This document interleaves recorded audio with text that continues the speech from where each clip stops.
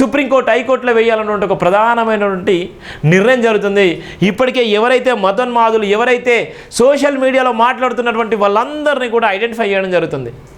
ఎందుకు పైచాచిక ఆనందం ఉంది ఇష్టానుసారంగా మాట్లాడుతున్నారో, ఎందుకు క్రైస్తవ సమాజం మీద విషం కక్కుతున్నారో, చనిపోయినటువంటి వ్యక్తి మీద ఎందుకు అంత భయంకరంగా ట్రోల్ చేస్తున్నారో అనేటువంటి ఇన్ఫర్మేషన్ అంతా తీసుకుంటున్నాం. మీరందరూ ఎవరైతే సోషల్ మీడియాలో పెడుతున్నారో, ఎవరైతే సోషల్ మీడియాలో అబ్యూజ్గా మాట్లాడుతున్నారో, ఎవరైతే సోషల్ మీడియాలో తప్పుడుగా మాట్లాడుతున్నారో అవన్నీ కూడా రికార్డ్.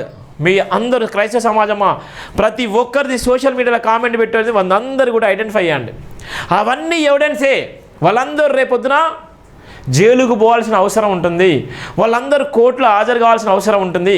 తప్పుడు సమాచారం ఇచ్చేటువంటి ఎవరైతే ఉన్నారో, ఏదైతే సోషల్ మీడియా యాక్ట్ ఉందో, ఏ యాక్ట్లో ప్రకారంగా ఎవడైతే కామెంట్ చేస్తున్నారో, ఎవరైతే పోలీసులు తప్పుదో పట్టించిల్లో,